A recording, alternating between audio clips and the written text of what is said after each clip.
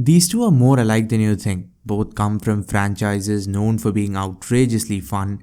They're also known for innovating squad with each new game. Just Cause 2 was almost a perfect game for this genre, same with Far Cry 3, a near perfect first person open world. But ever since then, both series have been on autopilot, even though they have been on a nice and steady nosedive. But even with all those criticisms, there is no denying that these games are fun beyond belief.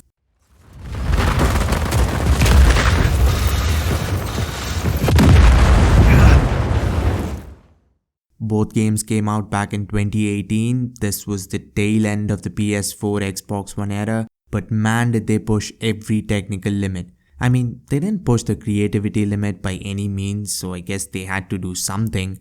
Believe it or not, Just Cause 4's map is about 13 times bigger than Red Dead Redemption 2's, another 2018 release. So you can't really say the game is unambitious. On paper, Just Cause 4 might be bigger, but RDR2's map has about 100 times as much stuff to do. But regardless, JC4's map has snow-ridden mountains, grasslands, deserts, beaches, and everything in between. And there's also the fact that you can literally go anywhere. I mean, any place, all 3 dimensions. So yeah, the world is impressive.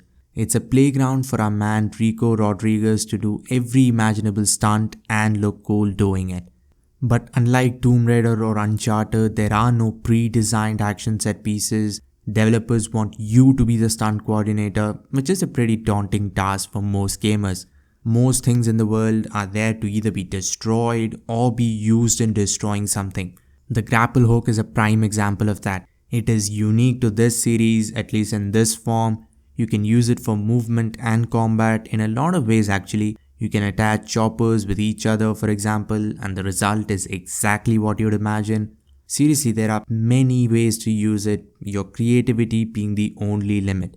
Video games have become this artsy-fartsy medium over the last decade and a half, wherein storytelling masterpieces like Red Dead Redemption and The Last of Us are considered representatives of modern games.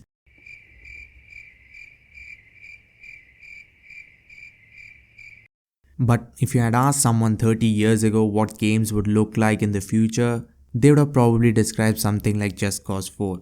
Something that lets you do anything, blow everything up, just an absurdly fun experience.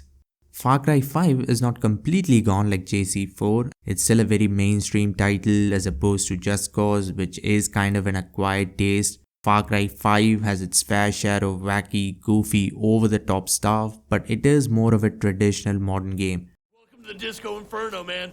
It's my special place where I can just be me, without the prying eyes of my PO, or witnesses, or law enforcement types such as yourself.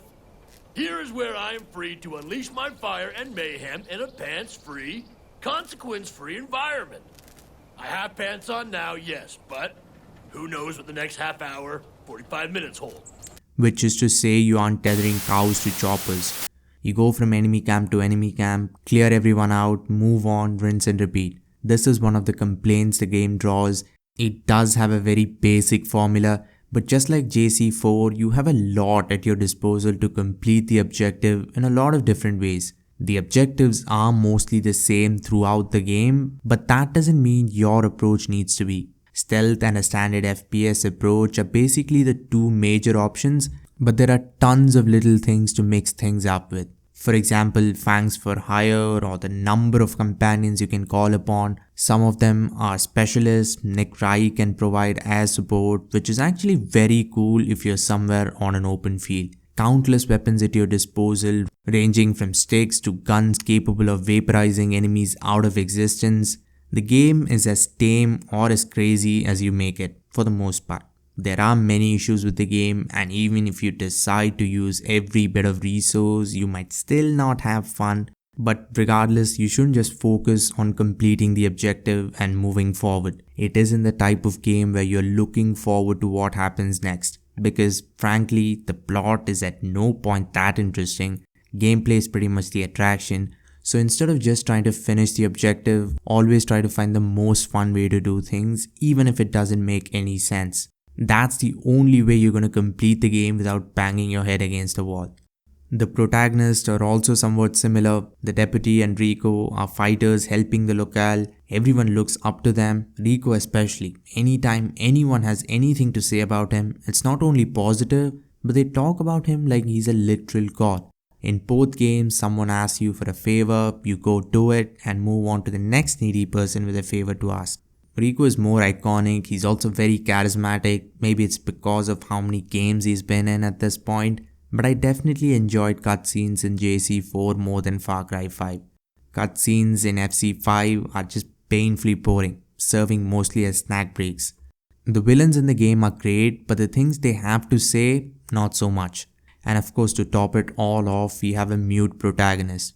What a cool idea. I mean, Far Cry games have had essentially semi-mute protagonists for the most part, but at least they uttered a word here and there. Actually, it's very funny here. Sometimes other characters will ask you a question and hang up at the exact moment.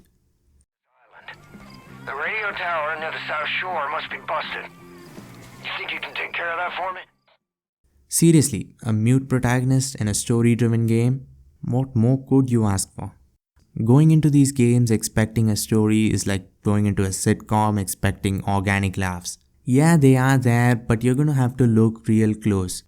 Far Cry 5 is a well-rounded game, at least compared to Just Cause 4, but I had a lot more fun running around as Rico Rodriguez in the beautiful world of Just Cause 4. The game pretty much lets you do your thing for the most part. You are expected to make gameplay enjoyable, but I feel there are more than enough tools to do that. Just a bit of right brain thinking and you are set.